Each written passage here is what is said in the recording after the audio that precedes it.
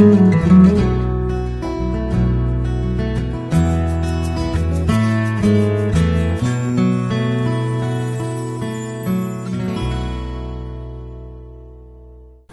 a última etapa do 11º Congresso, teremos agora a conferência de encerramento.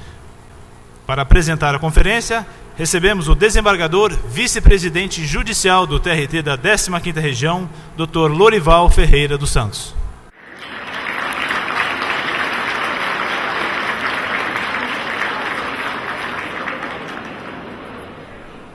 E é com grande honra que recebemos o nosso conferencista, Dr. Alaor Café Alves.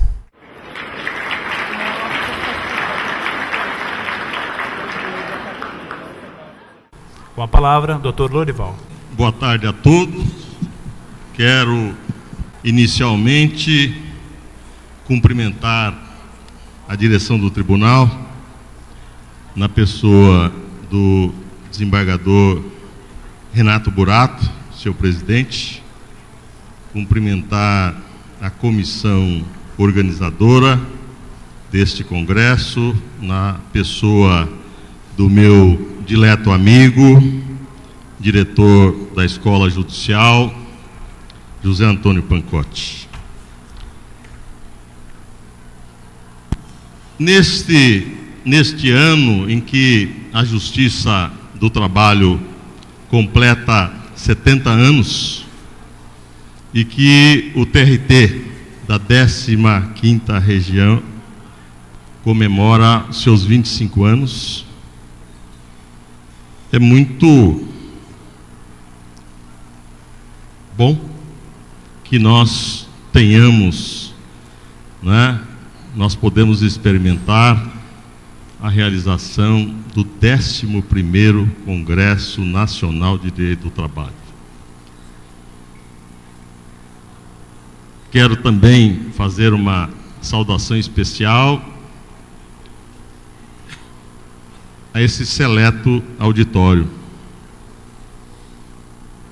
composto de advogados, a nobre classe dos advogados, magistrados, procuradores, estudantes, cerca de quase 1.200 pessoas.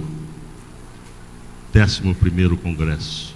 Quando foi iniciado o primeiro congresso, a ideia era mesmo que nós tivéssemos aqui nesse espaço físico uma reunião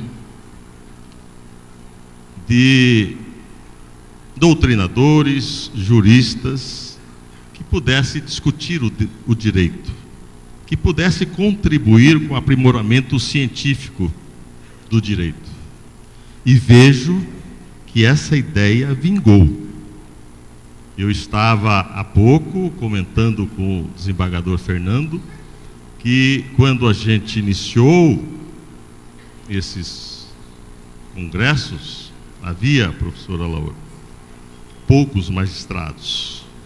Isso foi crescendo e trouxe uma contribuição e vem trazendo significativo. E por isso fico muito feliz e cumprimento a todos por isso. Tivemos aqui vários expositores, uma temática muito rica, Por aqui passaram pessoas que falaram sobre o neoconstitucionalismo, condutas antissindicais, mandado de segurança na Justiça do Trabalho, a dinâmica da prova no processo, um problema que angustia a todos os operadores do direito, acerca inclusive do ônus da prova, os efeitos da recuperação judicial na falência, no processo do trabalho, a eficácia horizontal dos direitos fundamentais nas relações do trabalho, o magistrado do trabalho que vive sistematicamente examinando o conteúdo dos direitos fundamentais, notadamente baseado na dignidade da pessoa humana, Depois, o meio ambiente do trabalho, que tivemos uma contribuição significativa da Marinês, do professor Fiorilo, do professor Raimundo, capitaneado pelo nosso ministro Valmir, que trouxe também a sua contribuição. E fiquei muito feliz, ministro, quando o senhor abordou o problema do cortador de cana, que angustia a todos nós que examinamos diuturnamente essa problemática das horas extraordinárias, né? Há estudos realizados pela socióloga, a professora Maria Aparecida, que nós levamos lá em Franca para discutir isso, levamos também em Matão. Temos também de um professor de educação física, e que deixa nós todos preocupados de arrumar uma solução para isso, né? De maneira que, já nesse momento, caminhando para o encerramento, nós vamos ter aqui uma conferência de encerramento com o nosso prezado amigo, né, já amigo da Escola Judicial, amigo do Tribunal Regional do Trabalho, o professor Alaor Café Alves, que vai discorrer sobre sociedade e trabalho na pós-modernidade. E creio que estaremos assim com essa conferência, encerrando o nosso congresso com chave de ouro. E por isso nos deixa muito feliz. O professor Alaor Café é apenas um resumo do seu currículo, extenso currículo. Coordenador e professor do curso de Direito das Faculdades de Campinas, FACAMP. Livre docente em Filosofia do Direito pela Universidade de São Paulo. Ex-professor associado no Departamento de Filosofia e Teoria Geral do Direito da Faculdade de Direito da Universidade de São Paulo. E chefe de Departamento de Filosofia e Teoria Geral do Direito da FADUSP. Ex-secretário do Meio Ambiente do Estado de São Paulo. Consultor jurídico nas áreas de direito urbanístico e ambiental. Autor de inúmeros livros, ensaios, artigos na área de filosofia e teoria geral do direito e de direito ambiental. De maneira que, sem delongas, eu passo a palavra ao professor Alaor. Boa tarde a todos. Primeiramente, eu quero agradecer a oportunidade de seguir presente e de fazer uma palestra a respeito desse assunto, sociedade e trabalho na pós-modernidade, e agradecer ao tribunal, na pessoa do desembargador Lorival Ferreira dos Santos, nosso grato amigo já, senhor ministro Valmir Oliveira da Costa. Eu quero agradecer a presença de todos nessa oportunidade e fazer essa pequena exposição. Claro está que é uma exposição diferenciada daquelas que vocês tiveram todo o tempo. Porque eu, com a minha formação especificamente filosófica, de teoria geral, semiótica jurídica, teoria do sentido, do direito, geralmente eu faço um círculo, um passeio por fora do círculo dogmático do direito. Quer dizer, eu faço mais uma crítica externa do que uma crítica interna. É muito importante porque normalmente não temos a oportunidade de fazê-lo. Nós, na faina diária, o trabalho dos senhores magistrados que julgam permanentemente as questões, estão sempre vinculados à singularidade dos fatos. E trabalham sempre a questão da hermenêutica de forma concreta em função dos momentos específicos que lhes são dados nas causas. Falta às vezes um pouco esse passeio, especialmente no direito do trabalho. Geralmente, mesmo os trabalhistas, vem o trabalho sob o ângulo de sua determinação prescritiva, do dever ser, da norma, do direito positivo. E nós aqui queremos fazer um avanço no conceito do trabalho. E como isso se desenvolve em nossa sociedade, e como isso se dá em termos de pós-modernidade.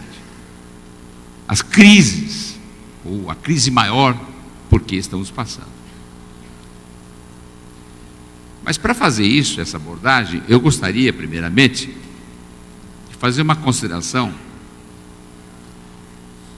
mais metodológica, a fim de entendermos o que efetivamente ocorre no caso da abordagem de conceitos mais singulares e mais verticalizados com relação ao trabalho. A primeira questão importante é a questão metodológica, pela qual nós entendemos o que é aparência e o que é essência.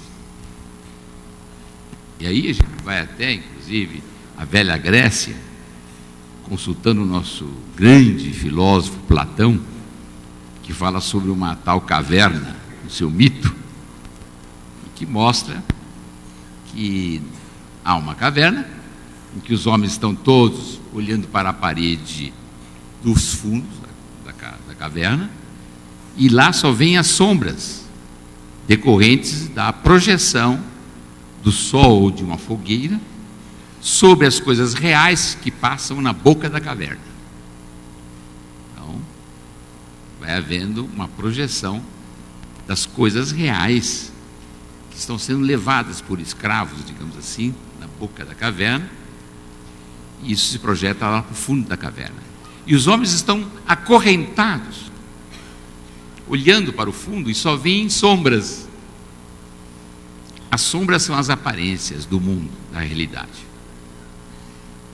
A verdade é que a gente quer passar ou ultrapassar essa situação, trazendo essas pessoas, primeiro, evidentemente, libertando as pessoas dos grilhões lá na caverna e levando-as para a boca da caverna, para mostrar a realidade. Claro que no começo a pessoa, quando vai subindo, vai ficando ofuscada pela luz do sol, não consegue ver claramente as coisas reais. Essa é uma alegoria muito importante, porque nos faz considerar a relação entre o que é real e o que é aparente. A verdade é essa.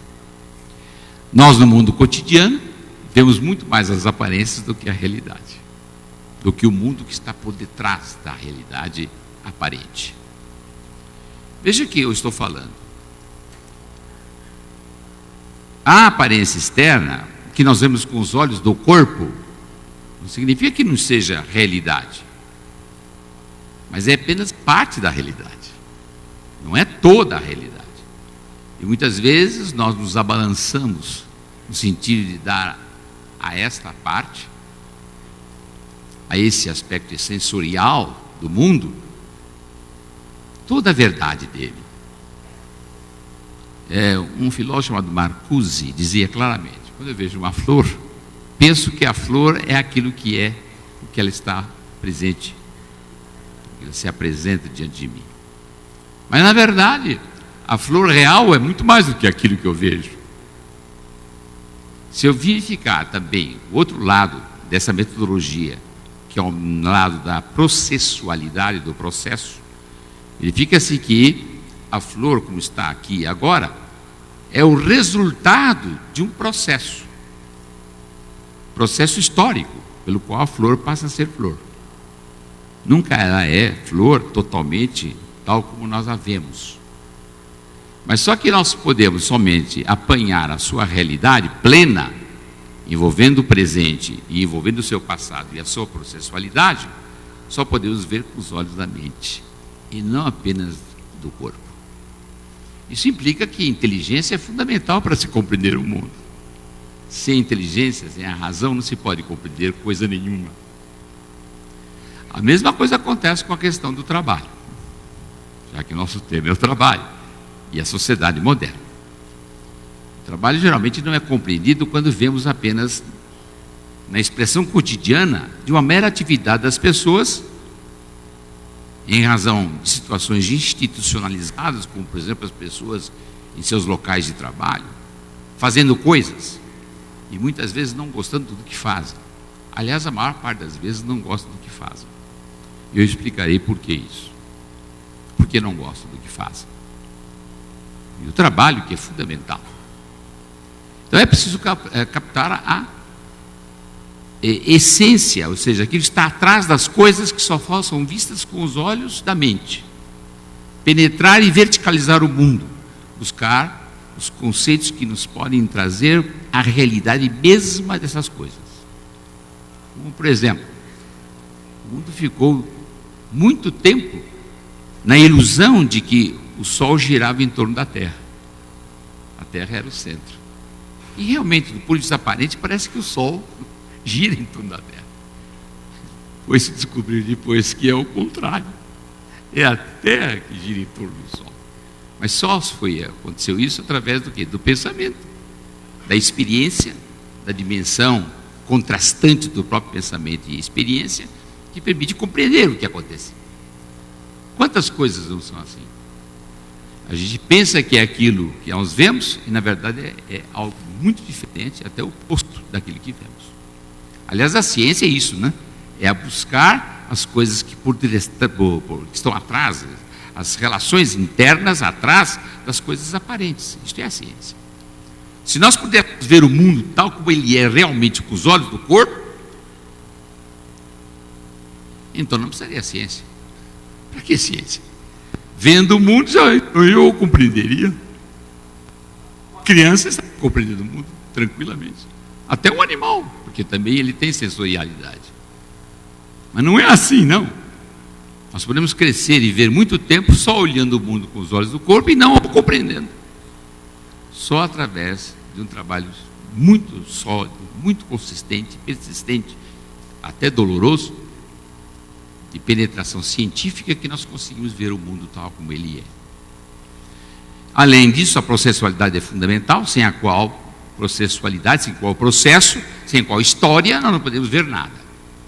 Vocês estão pensando que estão me vendo aqui pessoalmente? Não, vocês não me conhecem. Mesmo olhando, esquadrinhando a minha singularidade pessoal, vocês não me conhecem. Para me conhecer, vocês precisam saber da minha história, da processualidade pela qual eu deixei de ser criança, passei por toda uma fase da adolescência, da maturidade, e hoje já sou, posso dizer, idoso. Com 73 anos sou idoso. Estou passando da terceira idade. Claro que essas coisas todas envolvem toda uma história minha, que somente conhecendo essa história é que vocês me conhecerão completamente. Aliás, isso é feito muito pelos psicanalistas, né? Que trabalham exatamente essa questão da pessoalidade. Os inconscientes, as lembranças, né? O passado das pessoas, para entender como elas são. Tudo é assim. Mesmo esse recinto aqui que estamos, né? Foi feito, né? Foi trabalhado. Houve um trabalho para realizar esse recinto aqui, para fazer o que nós estamos vendo. Não parece, mas essas lâmpadas, essas luzes, provêm de uma energia que está correndo a centenas, se não milhares, de quilômetros de distância, que são as águas do Paranapanema, por exemplo, que estão aqui presentes através da luz. Estamos aqui por causa disso. Tudo se liga a tudo. Dizia até um filósofo Anaxágoras, tudo está em tudo, tudo se liga a tudo. Nada está separado. Aparentemente parece que nós somos isolados, solitários, cada um é um. Está aqui o Lourival do meu lado, eu aqui, vocês todos, cada um separadamente. Não é assim, não. Não é assim. A verdade é que nós estamos ligados uns com os outros e que a gente nem percebe. A gente não tem, óbvio, né? Somente a gente está respirando, não sabe, não tem consciência do ar, por exemplo. Nós respiramos. Só quando fechamos o nariz, né? Aí nós percebemos que nos falta alguma coisa fundamental. E se nos falta durante 3, nós podemos morrer mesmo, efetivamente morrer. Isso quer dizer que nós dependemos do ar, uma coisa bem material. Sem o ar, não tenho respirar, eu não tenho oxigênio nos pulmões, não tenho oxigênio no sangue. E se eu não tenho oxigênio no sangue, não tenho coração e não tenho meu cérebro funcionando para dizer essas palavras que estou dizendo para vocês. E vocês também estão respirando e só podem compreender o que eu estou pensando ou falando na medida em que vocês estão respirando. Mas não se percebe muito claramente isso, né? Nós somos inconscientes dessas coisas. Os senhores, por certo, almoçaram hoje. Mas o prato de comida vocês não o fizeram. O feijão que vocês comeram, o arroz, o cereal, a carne, não foram dados pelos senhores. Tudo vem de outros lugares. Mas quando eu falo lugar, parece meio impessoal. Tudo vem de outras mãos humanas, sem as quais mãos humanas vocês não teriam a carne no prato. O leite que abrimos, quando abrimos a geladeira e temos o leite, eu não ordenhei a vaca para ter o leite. O ordenhamento é feito por outras pessoas. Pessoas que nem sei, nem conheço. Então o que eu vivo aqui, agora a minha carne, meus ossos, meu sangue, está ocorrendo tudo nesse momento. Porque eu estou fazendo o quê? A digestão do meu almoço, tanto quanto vocês. Digestão do almoço que nada mais é do que a expressão do esforço de milhares e milhares de pessoas que vocês desconhecem. E a gente nem percebe isso. A gente pensa que é, né? Cada um é um, dentro de uma certa autonomia, uma certa individualidade, como se os outros demais não fossem senão o outro, aquele que está, digamos assim, ao lado da gente só apenas. Não é, eles estão dentro da gente. Milhões de pessoas estão dentro de nós, fazendo com que nós sejamos o que somos, fazendo com que nós existimos. Então, para existir, cada indivíduo precisa de outro, fundamentalmente. A socialidade não é ficar numa relação puramente pessoal, singular das pessoas entre si. A socialidade não se dá apenas pelo companheirismo. São relações, nesse caso, fundamentalmente intersubjetivas ou subjetivas. Então, eu faço uma distinção entre sociabilidade estrutural e a socialidade intersubjetiva, para se compreender o próprio trabalho. A intersubjetividade é aquela relação externa em que uma pessoa faz com outra na comunicação constante, diária. Por exemplo, as relações intersubjetivas entre nós aqui. Eu estou falando com vocês, estão falando comigo, estamos ouvindo. Quando vocês estão em casa com seus filhos, seus pais, seus marido, mulher, são numa relação intersubjetiva. Não é estrutural, hein? Não é estrutural.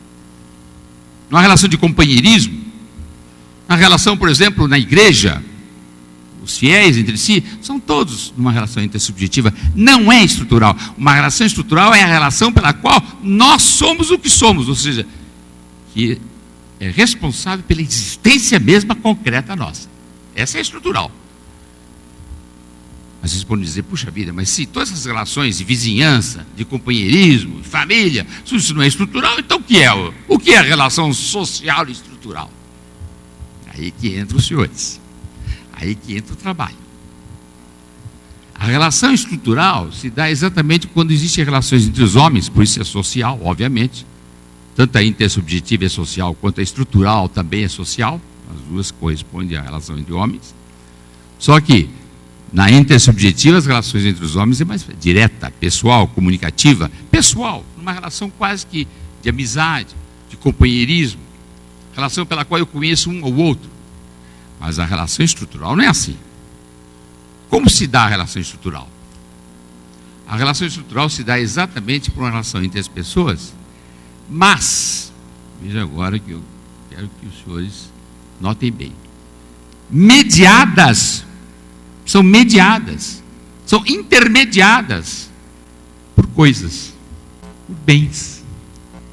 Que coisas são essas? Claro que não são todas as coisas. Por exemplo, quando eu tenho uma relação de amor com a minha mulher, muitas vezes, se ela faz anos, eu passo numa loja e compro um presentinho para ela. Claro, estou dando alguma coisa para ela.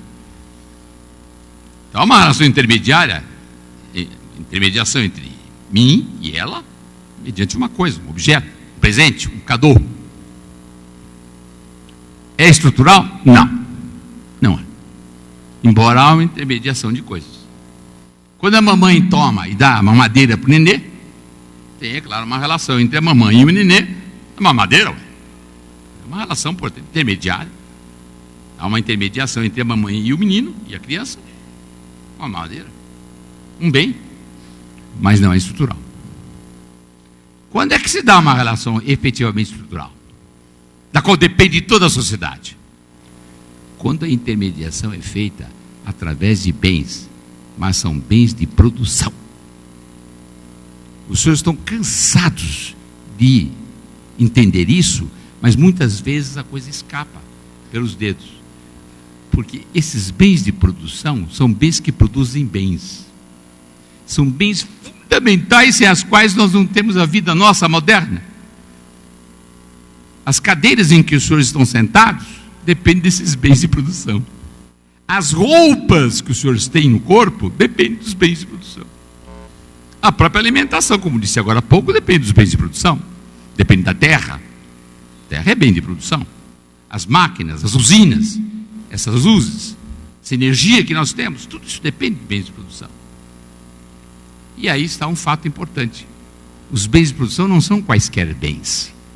São bens importantíssimos para a estruturação da vida material dos homens, sem os quais bens não existe a vida moderna como os senhores conhecem. Não existem os automóveis, os aviões, os celulares, os computadores, não existe nada disso. As cadeiras, as roupas, nada.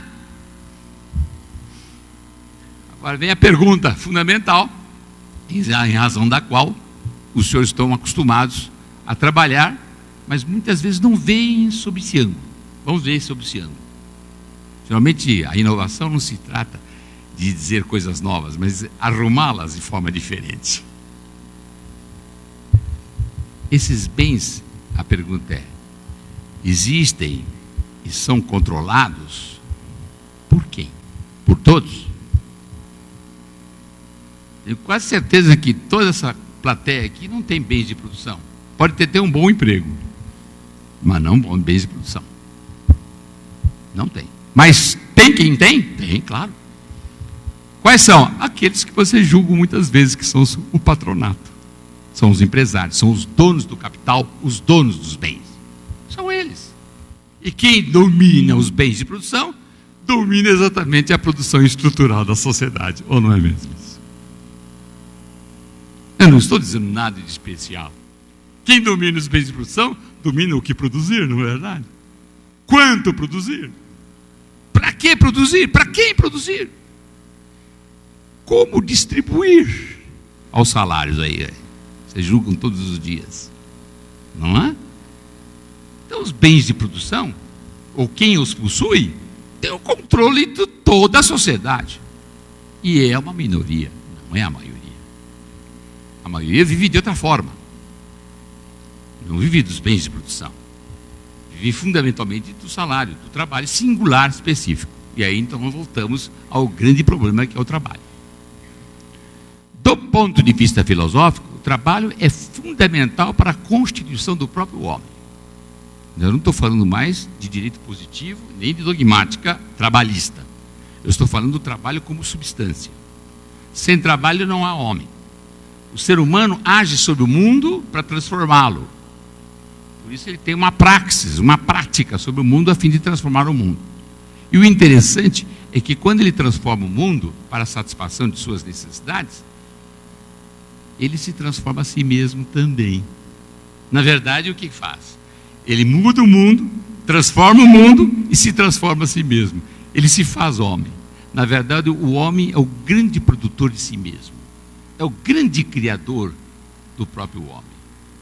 Nesse caso, é claro, temos que nos afastar daquelas ideias mais abstratas, mais místicas, de pensar que o homem foi feito por uma entidade abstrata, universal. Não, é ele mesmo que se faz a si próprio dentro daquela dimensão que agora há pouco eu disse aos senhores, dimensão de processualidade, de historicidade. É na história que o homem se faz a si próprio através do trabalho. O trabalho, portanto, é fundamental para a estruturação do próprio ser humano. E é uma coisa séria, porque é claro que com o trabalho, progressivamente, aos poucos, desde o início, claro, desde o homem brucutu, o homem lá das cavernas, de Neandertal, começava a trabalhar e atuava no sentido de fazer a transformação do mundo, buscando, portanto, a satisfação de suas necessidades, criando novas necessidades, não mais naturais, mas necessidades artificializadas. Por essa linha que faz o homem, começa a agir espiritualmente, porque ele começa a criar o seu próprio espírito, vamos dizer assim, a sua própria consciência. A consciência tem por base o trabalho. A atuação objetiva do homem transformando o mundo e se transformando a si mesmo, criando sua própria consciência, e essa consciência só pode existir quando ele fala, quando ele se comunica. Não existe consciência sem comunicação, sem fala. Experimente os senhores falarem, ou melhor, pensarem internamente, sem uma linguagem surda interior. Aquela linguagem surda interior, pela qual vocês pensam o que pensam. Geralmente vocês estão pensando em português, dificilmente vão pensar em hindu, ou em chinês, ou em japonês. Podem perceber que nada mais é o pensamento do que uma linguagem interiorizada, e essa linguagem é produto da comunicação. Que comunicação? Dos homens entre si, do ponto de vista social. Ninguém fala ou nasce falando. A fala, a linguagem não é patrimônio do indivíduo, é patrimônio da sociedade. Por isso que o homem pensa porque fala. E se fala porque pensa e também pensa porque fala, a integração entre falar, comunicação e o ser humano é imensa, digamos, inerente a ele. Portanto, aquilo que vocês pensam que tem de mais íntimo, de mais singularmente de vocês mesmos, que é o pensamento interno, depende da sociedade. Sim, porque não poderiam pensar sem falar. E falar só se fala em sociedade. A relação social, portanto, e histórica é fundamental para a constituição do homem. O trabalho, portanto, é a dimensão fundamental para o ser humano. Pois bem, se é isso, se o trabalho é isso, dá a base de consciência e a base da linguagem, da comunicação entre os homens, o trabalho tem que ser uma coisa absolutamente digna pela definição que ele mesmo propõe, ou seja, a construção, a construtividade do ser humano. Isso é o trabalho. Vem a pergunta, mas se isso é o trabalho, por que as pessoas hoje sofrem ao trabalhar? Porque as pessoas talvez fujam, né? Ou fujam, eles fogem do trabalho, porque não querem trabalhar, ou querem com muita dificuldade, tentam superar situações muito singulares em relação à vida que se pensa, por exemplo, uma vida ociosa ou uma vida prazerosa. Parece que o trabalho nega esta vida prazerosa. Mas se o trabalho foi justamente a dimensão fundamental pela qual o homem se constituiu como homem, então, por que o trabalho se apresenta dessa forma? Muitas vezes as pessoas realmente fogem do trabalho como o diabo foge da cruz.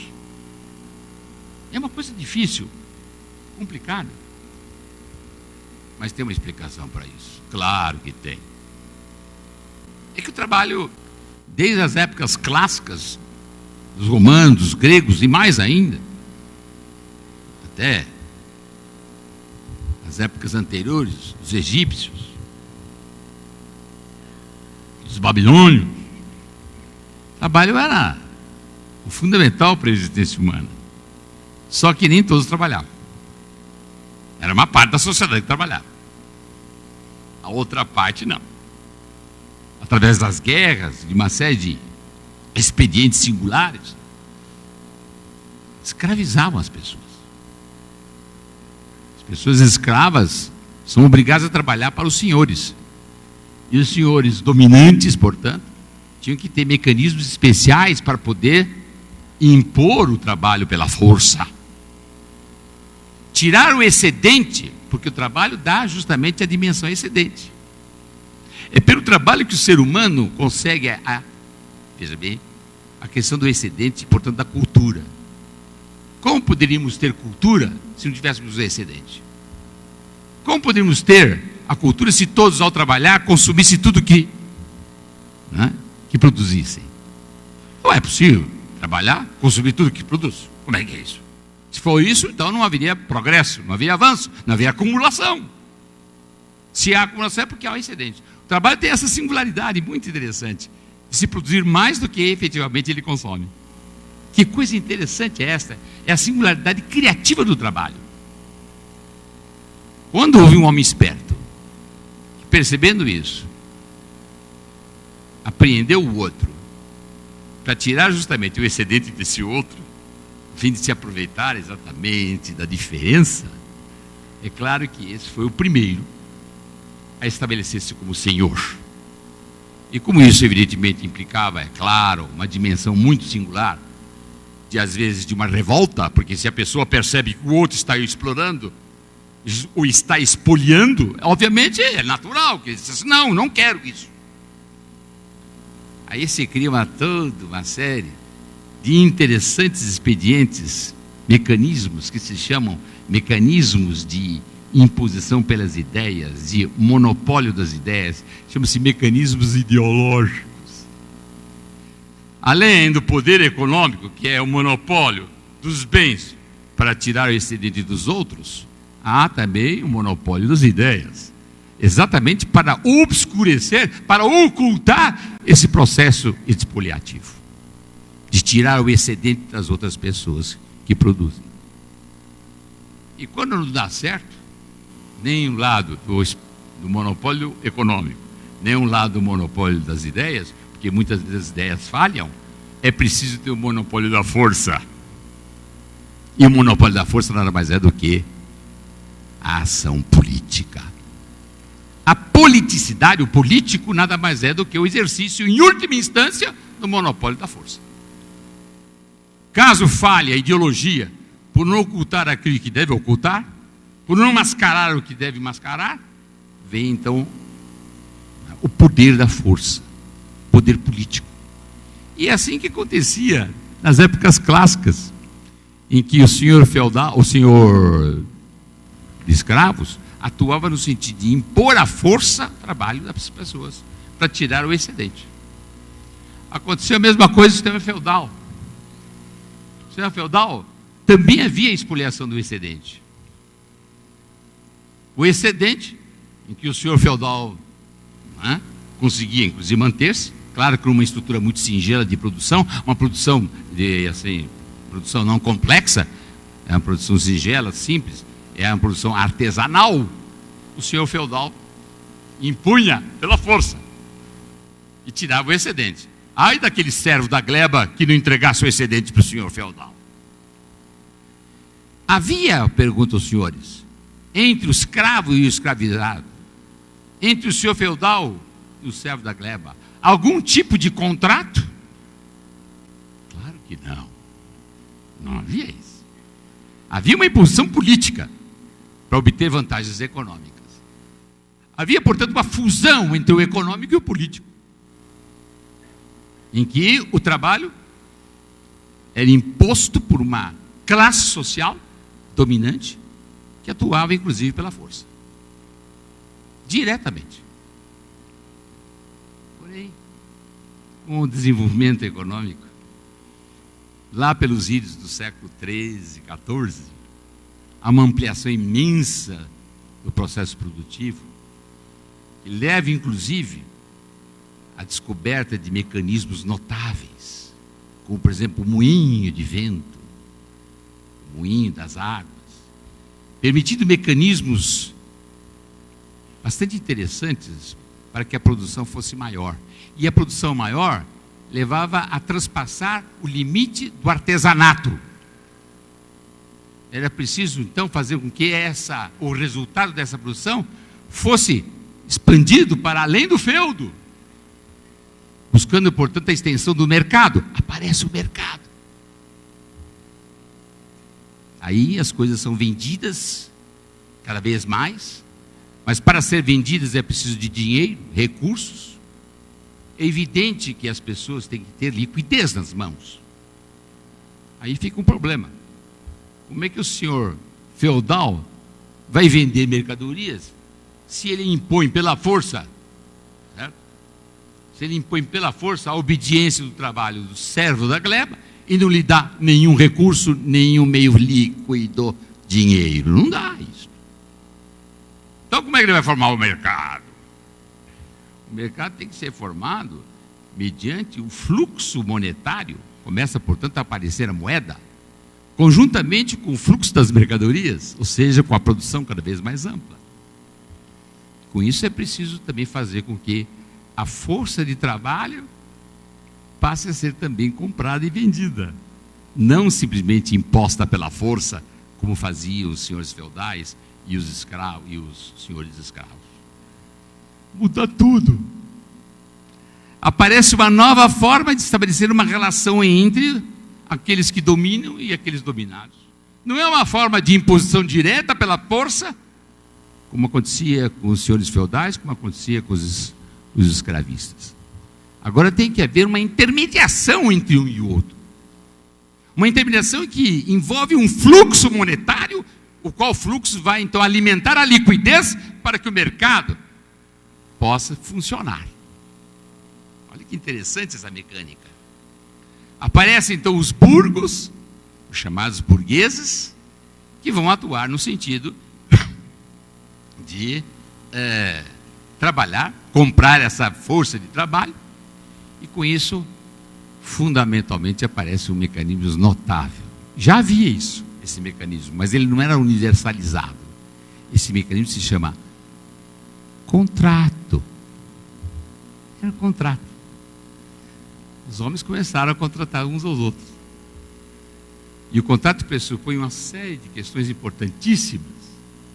A primeira questão fundamental é que o contrato envolve, é claro, não um domínio de um sobre o outro, uma hierarquia entre um e outro, como acontecia com o senhor feudal, que estabelecia um domínio material e físico. O contrato pressupõe um acordo de vontades. E o acordo pressupõe, de certo modo, a igualdade entre as partes. Se as partes fossem desiguais, uma impunha sobre a outra e acabou. Não sai de contrato nenhum. Se o contrato pressupõe um acordo de vontades, portanto pressupõe uma igualdade, ainda que formal, em que eles são iguais, pelo menos para trocar aquilo que tem. O que é que faz então o homem que trabalha? Troca alguma coisa que tem? Claro. Ele tem o quê? A força de trabalho, que ele vende para o burguês, ou seja, o empresário. E esse lhe dá o salário. E aí, então, há uma troca. É claro que, de um lado, é preciso que o sujeito, trabalhador, tenha capacidade de direito para comprar e vender, como também esse indivíduo tem que ser livre. Não só igual, mas livre. Ele não pode nascer já sob a tutela do burguês. Ele nasce livre. Ele não tem nada, não tem sequer força, ele não tem sequer meios de trabalho, não tem nenhum meio de trabalho, ele não tem o capital, ele não tem os bens de produção, mas ele tem a sua força de trabalho, a qual ele vende. É um objeto, passa a ser um objeto comercial, um objeto mercantil. Aí começa então o processo de compra e venda de força de trabalho. É preciso que todos então sejam, todos, proprietários. Todos têm que ser proprietários. De um lado a burguesia com o seu salário, com o seu capital, e de outro lado o trabalhador com a sua força de trabalho. Aí vocês veem, portanto, o nascimento do conceito de quem? Propriedade. O conceito de propriedade universalizado passa a ser direito natural para o exercício do sistema burguês, porque os primeiros momentos dos chamados direitos humanos apareceram dessa forma. Não foram coisas primeiramente pensadas, abstratamente. Não. Foi decorrente de uma situação prática, concreta do mundo. E aí vai vindo, esse processo vai se desenvolvendo. Então nós temos as ideias de igualdade, as ideias de liberdade, as ideias de propriedade. Olha só, gente. São os direitos civis, não são? Não é? Tanto que a Revolução Francesa diz a liberté, égalité, fraternité, que é o champion, não é? Fraternité, fraternidade. Mas brigando não é preciso trocar. Precisa ter fraternidade, precisa ter solidariedade para trocar. Trocar na igualdade formal. No entanto, continua havendo o quê? Uma desigualdade material, profunda desigualdade material. Vocês sabem disso. Isso acontece no processo todo do século XV, XVI, XVII. Isso tudo se transforma. E, enquanto isso, o que nós observamos? Que na aparência, na superfície, parece que a compra de trabalho é perfeita. É igual, é equivalente. Você me dá o salário, eu lhe dou minha força de trabalho e estamos quites. Mas a pergunta é a seguinte: bem, tudo bem. Se há esse processo e tudo mais, como é que de um lado engorda e o outro lado não engorda? Como é que de um lado engorda e o outro lado não engorda? Se engorda de um lado, que é o lado do capital, é porque existe o quê? Uma diferença profunda. Existe uma extração da exceção, do excedente do trabalho, que é acumulado por um lado. E do outro lado, não tem essa acumulação. Então o trabalho não está sendo efetivamente remunerado no sentido da igualdade material. É uma igualdade de equivalentes a partir de uma condição do mercado. Só isso, mais nada. Não há, portanto, de forma nenhuma, uma postura de igualdade material. Portanto, de dignificação completa do homem. Justamente aquela atividade básica, fundamental, pela qual o homem é homem, passa a ser, nesse caso, uma atividade extremamente explotável, explorada. E essa exploração, essa expoliação, se dá de forma absolutamente recamada, de forma obscurecida, de forma, eu diria assim, mascarada. Parece uma igualdade de todo mundo. Isso não acontece até hoje. Até hoje. É o que ocorre. Porém, o que acontece aqui, no fundo, é que as coisas estão evoluindo de tal maneira que tudo se transforma, inclusive o próprio trabalho. Ele passa a ter uma atuação muito mais presente. No século XIX começa a atuação muito mais ampla por parte dos trabalhadores. A Revolução Industrial traz uma centralização imensa das cidades, dos seres humanos. Imensa. Só para vocês terem uma ideia. Imagina a máquina a vapor. O que aconteceu? Faz com que o trabalho e o empresário não dependam mais das águas, dos ventos. Basta apenas uma engenhoca, né? Máquina a vapor. Vai funcionando. Independentemente de estar ao lado dos rios ou em lugares especiais de vento. A máquina a vapor torna o homem mais autônomo, mais livre. E consegue fazer uma produção muito maior do que antes. Centra e concentra os homens em certas áreas, especialmente urbanas. Vocês já pensaram o que acontece quando se inventa a máquina elétrica?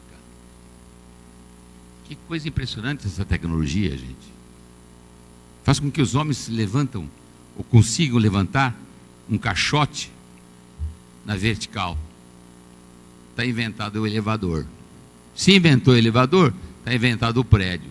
Se inventou o prédio, está inventada a densificação urbana. Se está inventada a densificação urbana, nossa, o que não acontece em termos de comunicações entre os homens?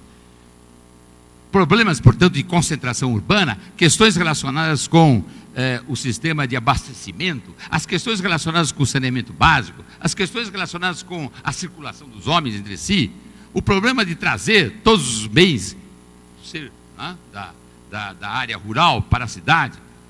É claro que aí também existe aqui uma revolução enorme, até nos transportes. Vocês já pensaram o que acontece quando se inventa o motor a explosão? Nossa, é um negócio impressionante. É que a gente não vê essas coisas. É tão óbvio, parece, não? Mas é fundamental. Sem o motor a explosão não haveria o avião, por exemplo. Não é? Não haveria os automóveis. Quando aparecem os automóveis e tudo mais, e isso implica o quê? Toda uma série de encadeamento, uma cadeia de produção imensa, desde a matéria-prima, a exploração, né, das matérias-primas, da energia, e do metal, do aço, do ferro, e assim por diante, para fazer as coisas todas. Meu Deus! E com isso a transformação é profunda entre os homens. A concentração nas cidades leva os homens a poderem falar mais entre si e a poderem armar-se mais em relação ao que está acontecendo ali no seu próprio nariz. Os homens começam a atuar de forma muito mais avançada do ponto de vista da consciência que tem daquele processo todo. Aparecem os partidos políticos, aparece a estrutura sindical, aparecem todos os movimentos tão fundamentais, sem os quais movimentos não há possibilidade de vocês ter nenhuma questão social envolvida. É isso que acontece. Por isso que já na Revolução Mexicana de 1917, na Revolução de Weimar, né? na Constituição de Weimar, tudo isso começa a aparecer como, né? nas negociações e nas lutas sociais, fundamentalmente nas lutas sociais, os direitos sociais, os direitos do trabalho. Esses direitos do trabalho são desenvolvidos amplamente por essa luta, em que há uma luta entre esses blocos fundamentais da sociedade, que são o que chamam, o que vocês ouvem muitos falar de luta de classes. São classes, são coletivos sociais, uns possuindo muito e outros nada possuindo. Mas não é que possui muito apenas, possui os bens de produção, não é possuir muito apenas, possui os bens de produção. Os bens o quê? Estruturadores da sociedade, como eu disse logo no começo. E isso aí muda toda a figuração, todo o panorama. E o processo vai continuando até os dias de hoje, praticamente. Já a partir dos idos de 1980, há uma transformação profunda nos processos sociais, por causa da transformação tecnológica cada vez mais ampla. Aparece a dimensão tecnológica e científica no processo produtivo. Isso implica uma sofisticação imensa da produção e, aos poucos, a possibilidade de descartar a mão de obra. Pela primeira vez, o homem chegou a esse nível. Isso é coisa de 20 anos atrás, 20, 25, 30 anos, põe 30 anos no máximo. 1980 para cá. Quando aparece a microeletrônica, a tecnologia moderna, a informática, a cibernética, a robótica, meu Deus, o que está acontecendo? Os senhores estão vendo isso?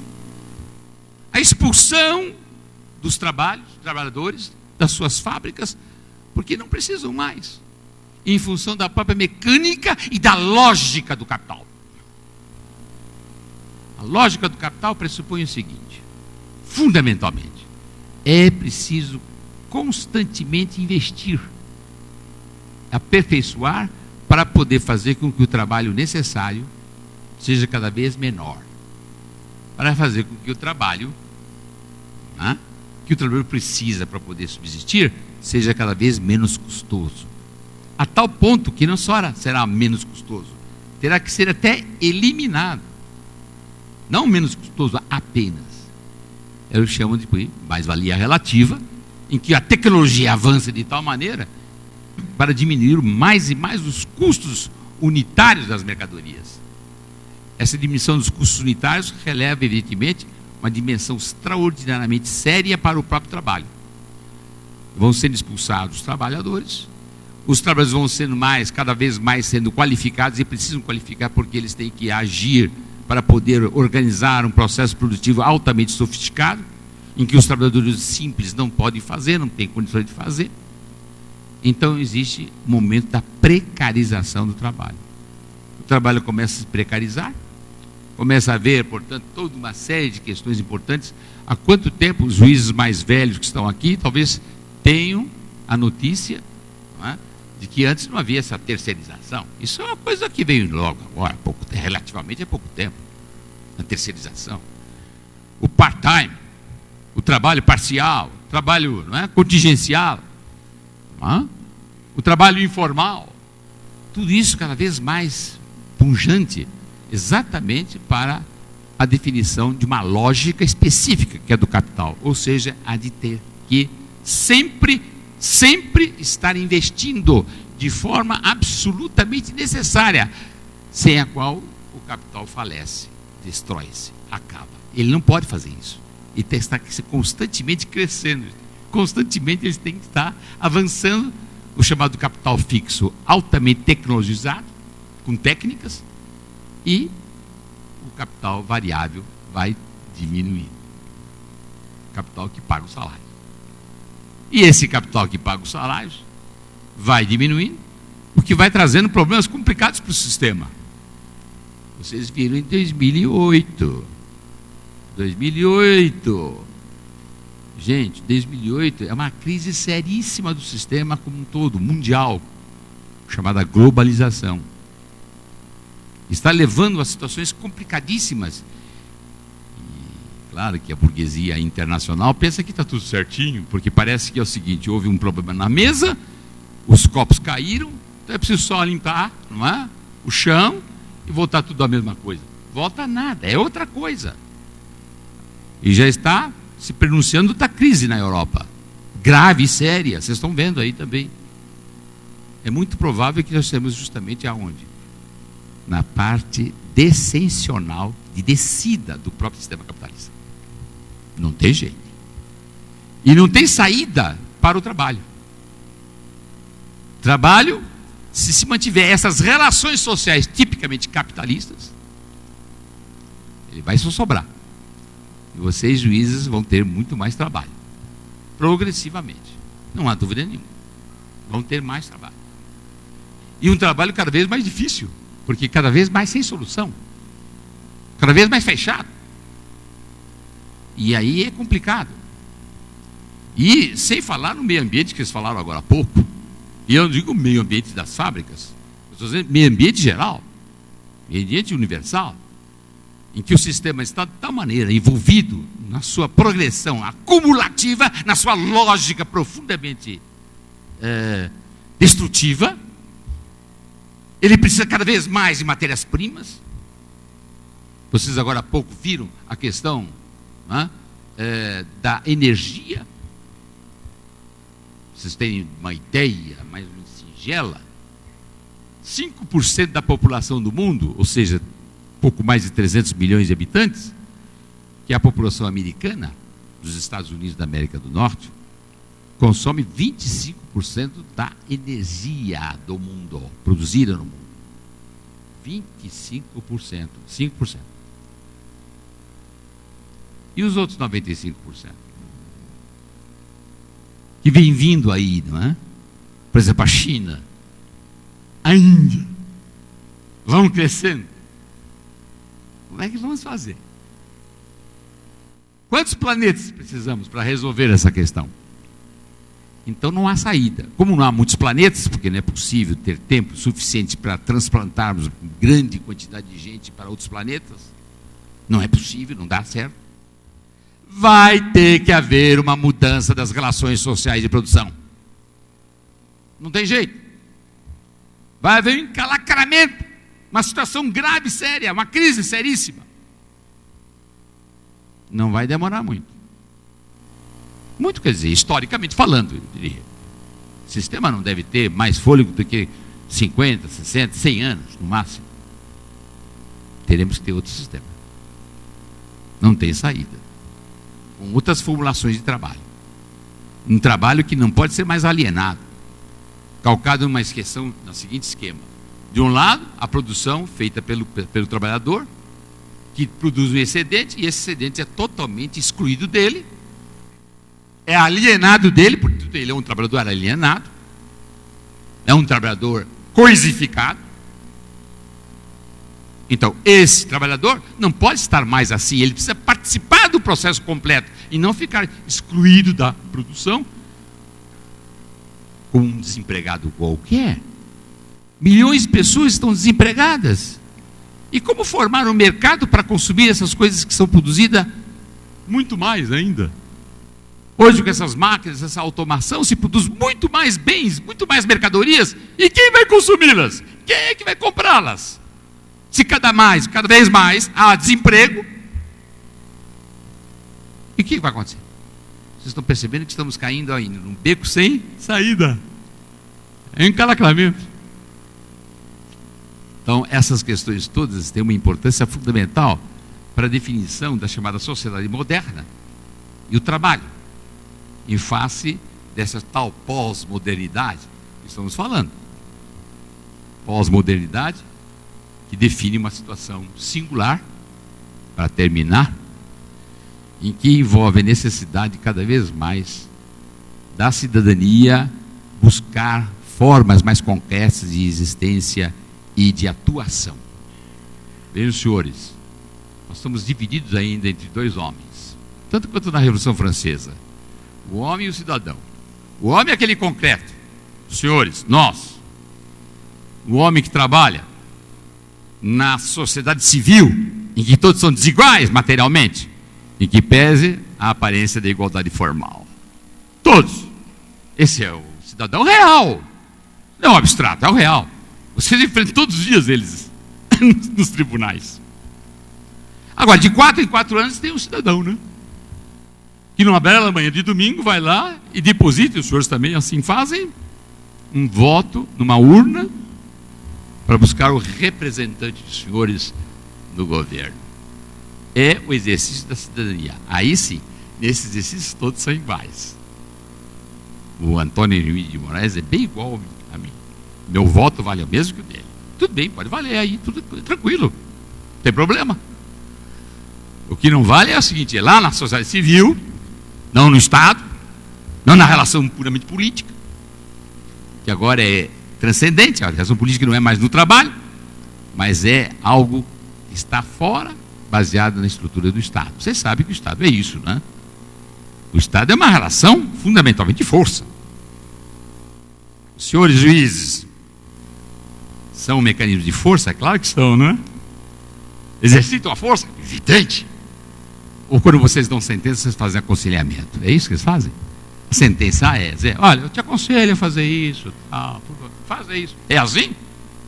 Não, você tem que fazer. É força. Não é conversa, não. Você tem que fazer. Portanto, você é obrigado a fazer em função daquilo que eu mando. É o exercício político da magistratura. Às vezes vocês não percebem isso. Que a ideia é assim, só aplicando o direito. A ideia parece que é essa. Como vocês são a boca, a bouche de la loi, não é? A boca da lei. São a própria lei falando. Sem vocês, como varia essa lei? Veja, se não seriam os juízes, o que seria o mundo? O que seria então o julgamento? Não haveria julgamento.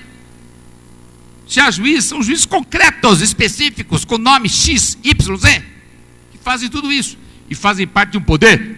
Por isso que chama-se poder político, que é o poder que exerce a força. E os outros três, e os outros dois poderes? É a mesma coisa, é a mesma coisa. O poder legislativo o que é? Se não é o exercício da força, melhor ainda, da organização da força.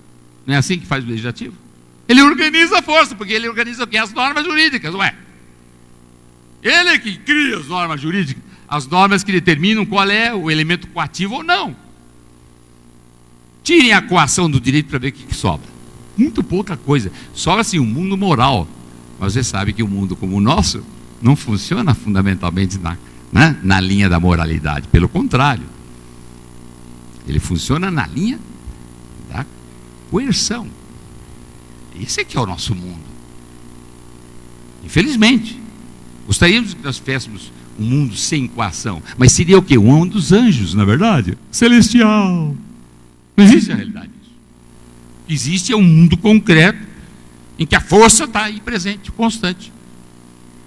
O executivo nem precisa dizer, né? Ele tem expressão clara da força, inclusive da polícia, dos exércitos, das forças armadas, tem tudo. Por isso que os três poderes são poderes do Estado, poderes políticos. Que quando eles apareceram, hein? Apareceram justamente no século XVI, XVII. Vamos pensar que o Estado existiu antes. Antes não existia Estado. Existia força política, mas não Estado. O Estado é a concentração da força política. Tanto que na luta dos senhores feudais, eles não queriam a concentração. Eles queriam cada um defender o seu feudo. É a descentralização política. Quando começa a haver um desenvolvimento econômico avançado, em que os mercados tomam conta de tudo, é evidente que aparece uma nova classe, que quer centralizar, porque quer racionalizar o movimento das mercadorias em todos os feudos. Lógico, evidente. Aí centraliza através do quê? Do Estado. Aparece o Estado. Primeiro o Estado absoluto, que vocês conhecem, depois vem o Estado, né? Entre aspas, democrático, de direito, que é nada mais do que um Estado burguês democrático de direito. É que ninguém fala o burguês. Que tem que, né? Então, os senhores estão vendo aí, para terminar essa nossa conversa muito rápido, obviamente, implicaria várias questões mais importantes aqui, especialmente como sair dessa. Como sair dessa. Né? Isso é muito mais grave, sério. Tá certo?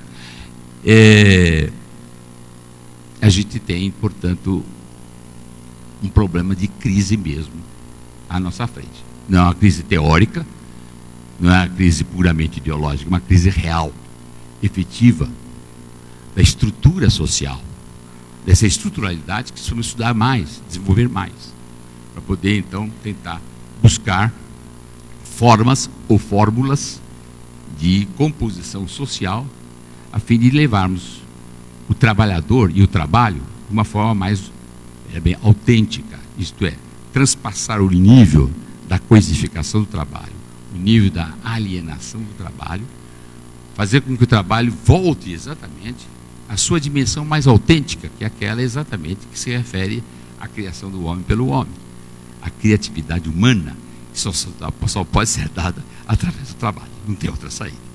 Essa é a linha. É isso que eu queria dizer para os senhores. Muito obrigado.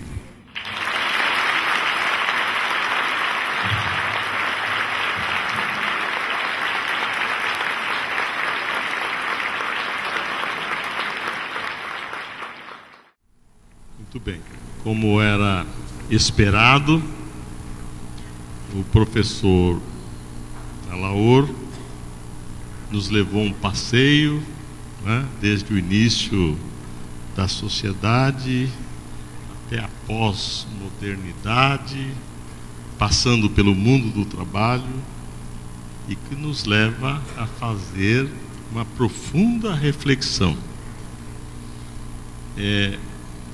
Pelo público, pelo auditório que encontra-se aí até essa hora, dá bem a dimensão da importância do tema. De maneira que eu quero, mais uma vez, professor, em nome da direção, da organização desse congresso, mais uma vez, agradecer profundamente a sua presença nesse conclave que foi de significativa importância. Muito obrigado. E, por hora, fica encerrados os trabalhos.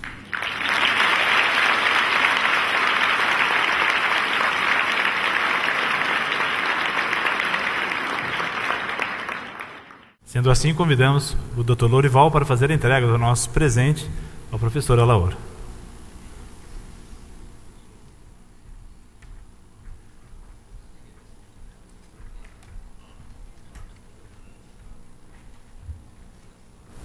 Sendo assim, compondo a mesa de honra para a solenidade, chamamos a presença do excelentíssimo presidente do Tribunal Regional do Trabalho da 15ª Região, desembargador Renato Burato.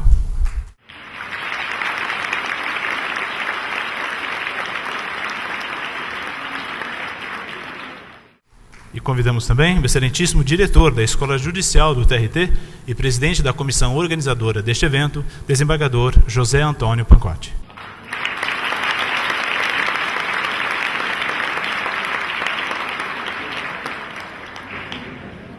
Ouviremos agora o excelentíssimo presidente, desembargador Renato Burato.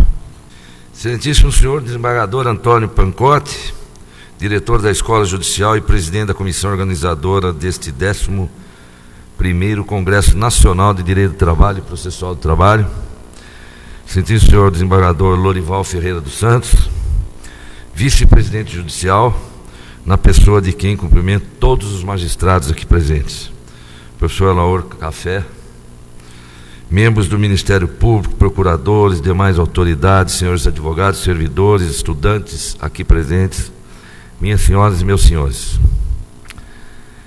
cumpre-nos encerrar nesse momento a 11ª edição deste vultuoso e muito bem sucedido evento jurídico promovido pelo Egrégio Tribunal Regional do Trabalho da 15ª Região, em colaboração com a Escola Judicial do Tribunal e o INGIEDES, Instituto Jurídico de Incentivo ao Estudo do Direito Social.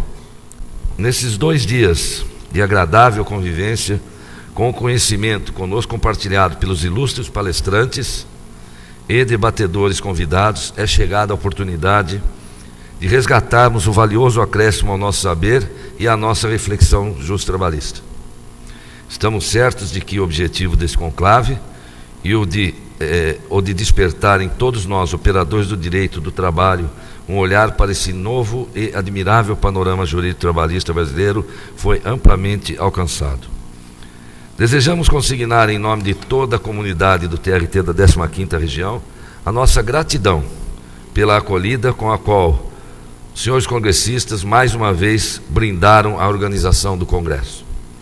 Isto só nos estimula a cada nova oportunidade envidarmos todos os esforços necessários para pautar temas atuais e instigantes, a convidar a participação de palestrantes e debatedores renomados, como aqui tivemos, bem assim aprimorar a organização desse que é hoje, sem sombra de dúvida e modéstia à parte, um dos maiores congressos de direito do trabalho e processual do trabalho do país. Também é o momento de prestar os nossos mais sinceros agradecimentos aos membros da comissão organizadora desse evento, desembargadores Samuel Hugo Lima e Francisco Alberto da Mota Peixoto Giordani, aos juízes federais do trabalho Firmino Alves Lima e Patrícia Maeda, os quais, auxiliados pelos desembargadores Edmundo Fraga Lopes e Ana Paula Pellegrina Lockman, e capitaneados pela presidência de Sua Excelência, o desembargador José Antônio Pancotti, realizaram esse brilhante trabalho, registrado para todo sempre nas imagens captadas pelas lentes da comunicação social e da imprensa. Agradecemos com igual apreço e intensidade a todos aqueles que compõem o Serviço de Comunicação Social do Tribunal, dirigido pela ilustríssima senhora Elizabeth Alves Ortiz, pela incansável operosidade e contagiante ânimo. Nossos agradecimentos muito sinceros devo registrar ao coronel da reserva Eugênio Pacelli Castro, nosso chefe de segurança, a Polícia Militar do Estado de São Paulo, a toda a área de segurança e transporte e ao pessoal de imprensa do tribunal, sem os quais logística alguma alcançaria o sucesso almejado por esse conclave. Apraz-nos mencionar todos os patrocinadores e colaboradores, como Banco do Brasil, Caixa Econômica Federal, Petrobras, General Motors, Estação Engenharia, Banco Cruzeiro do Sul, Telecomunicações, Unimed Campinas, Transurc, TVB Record Campinas, cujas valiosas contribuições foram essenciais à realização e ao sucesso do nosso congresso. Não poderíamos ainda esquecer do belo Hotel Royal Palm Plaza Resort, Campinas, em cujas magníficas instalações desfrutamos da impecável estrutura física e do acolhimento ímpar de seus colaboradores e equipe, em nome do senhor Antônio Dias, diretor executivo da rede Royal Palm Plaza. Concluímos este breve pronunciamento convidando a todos os presentes a permanecerem no salão por mais alguns instantes. Este é um congresso que eu percebi que ele, no finalzinho, ainda continua lotado a plateia. Não por causa do brinde que vai ser sorteado, um iPad, obviamente, porque realmente foi contagiante. Declaramos deste modo oficialmente encerrados os trabalhos do 11º Congresso Nacional de Direito do Trabalho e Processual do Trabalho do Egrégio Tribunal Regional do Trabalho da 15ª Região. Desejamos a todos que tenham aproveitado e que tenham um deslocamento sereno para as suas cidades, para os seus lares e, se Deus quiser, até o ano que vem e Congresso Brasileiro de Direito do Trabalho Rural, esse ano que se dará em Presidente Prudente. Muito obrigado a todos e boa noite.